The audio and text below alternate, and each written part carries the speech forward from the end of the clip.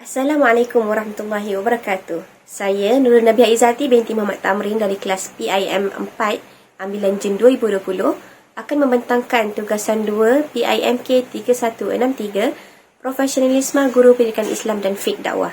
Tajuk yang saya akan bentangkan adalah Imam Al-Ghazali.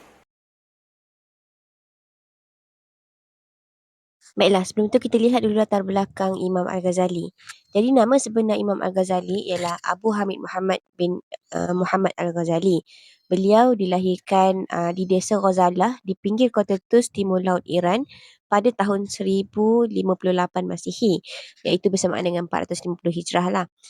Okay, beliau meninggal pada hari Isnin 19 Disember 1111 Masihi bersamaan dengan 14 Jamadil Akhir 505 Hijrah. Imam Al-Ghazali ni terkenal dalam bidang tasawuf, teologi iaitu ilmu kalam, falsafah, logik, fiqh, mantik, akhlak, kenegaraan dan juga siasah. Antara karya beliau ialah Ihya Ulumuddin, Al-Manquz Ad-Dula, Tahafut Al-Falasafih dan juga Al-Wajiz. Bapa Imam Ghazali telah meninggal semenjak beliau kecil lagi dan mewasiatkan kepada sahabat baiknya yang juga merupakan ahli sufi untuk mendidik anaknya iaitu Al-Ghazali dengan pengetahuan agama. Ahli sufi ini telah menjaga Imam Al-Ghazali selama 7 tahun.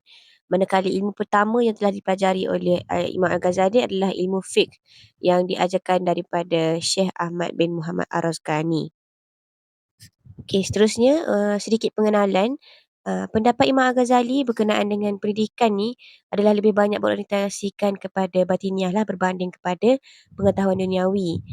Beliau ni sangat memandang pendidikan ni sebagai satu medium untuk mendekatkan diri kepada Allah dengan lebih lah, dan juga untuk mencapai kebahagiaan di dunia dan di akhirat. Jadi pendidikan ni adalah berdasarkan daripada penulisan beliau dalam kitab Ihya Ulumuddin.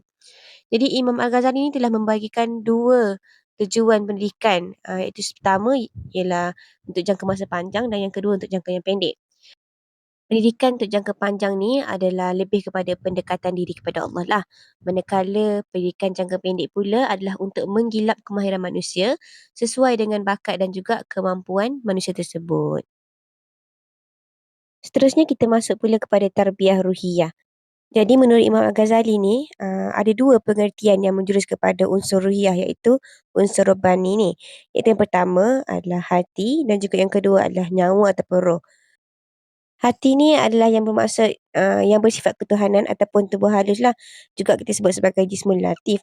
Manakala nyawa dan roh ni pula hanya Allah SWT sahaja yang maha mengetahuinya. Seperti mana yang disebutkan oleh Allah dalam surah Al-Isra ayat 85. أعوذ بالله من الشيطان الرجيم ويسألونك عن الروح قل الروح من أمر ربي وما أوتيتم من العلم إلا قليلا. Maksudnya, dan mereka bertanya kepadamu tentang roh. Katakan, roh itu dari perkara urusan Tuhanku dan kamu tidak diberikan ilmu pengetahuan melainkan sedikit sahaja.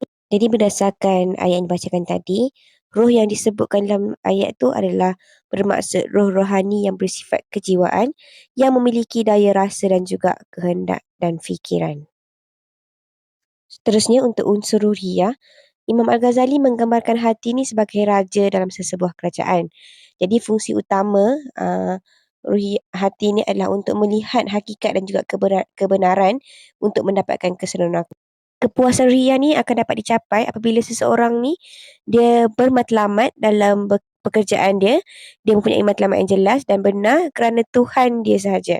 Maka daripada situlah kepuasan dalam bekerja itu akan dapat dicapai.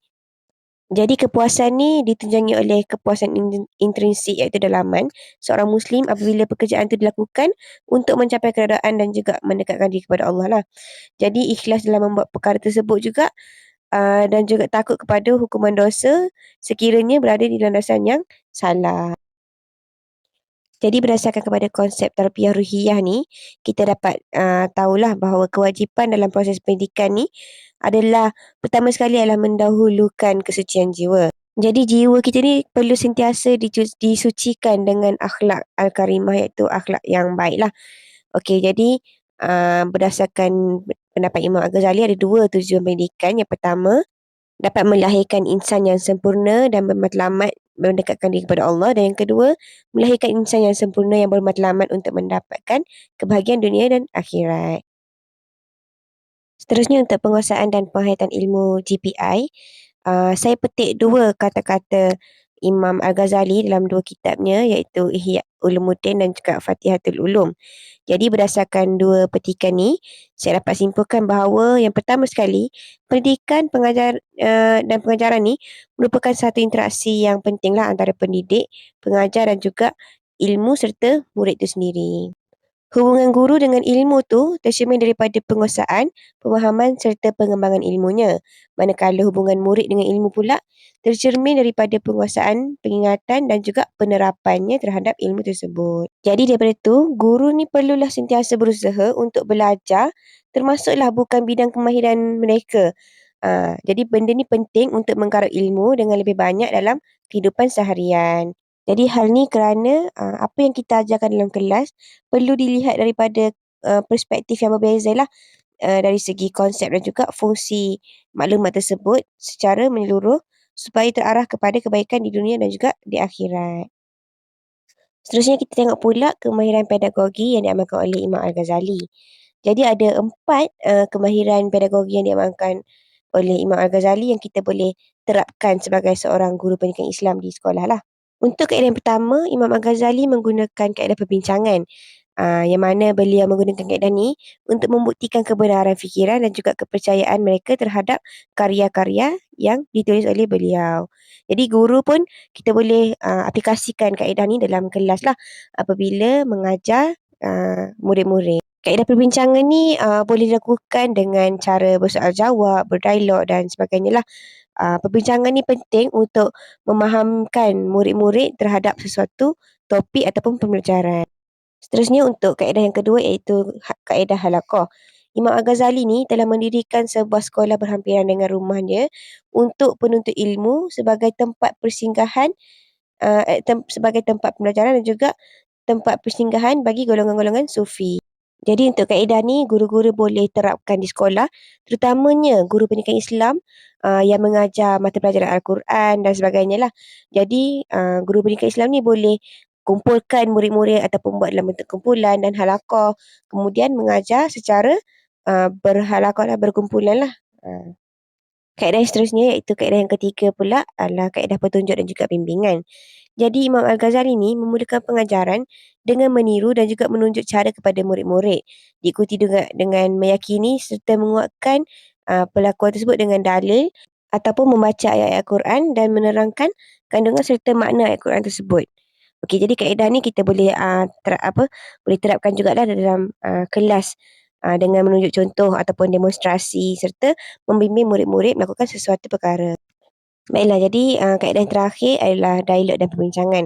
Imam Al-Ghazali mengamalkan kaedah ni melalui soal jawab dan juga perbincangan untuk mendapatkan satu fakta yang tak diragukan ataupun supaya tak dikritik dan dibantah lah. Jadi guru pun boleh mengaplikasi kaedah ni dalam kelas dengan mengadakan perbincangan setelah selesai sesi pengajaran bagi mendapatkan hasil pembelajaran dan memastikan murid-murid dapatlah mencapai matlamat pembelajaran pada hari tersebut. Baiklah, seterusnya kita lihat pula ciri dan pewatakan guru yang efektif berdasarkan pendapat Imam Al-Ghazali.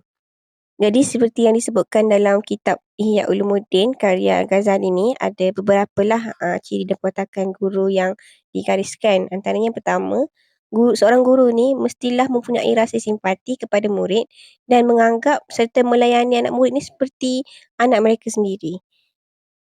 Yang kedua pula, seorang guru ni mestilah mengikuti tingkah laku dan juga sunnah Rasulullah SAW dan tidak meminta-mintalah ganjaran atas apa yang telah berikan. Contohnya kalau guru ni dibagikan dia mengajar dalam kelas, tak perlulah mengharapkan hadiah ataupun sebagainya semasa hari guru, macam tu. Baiklah, ciri yang ketiga pula, jadi seorang guru ni mestilah tidak menasihati murid dengan bahasa yang kasar ataupun kesat lah.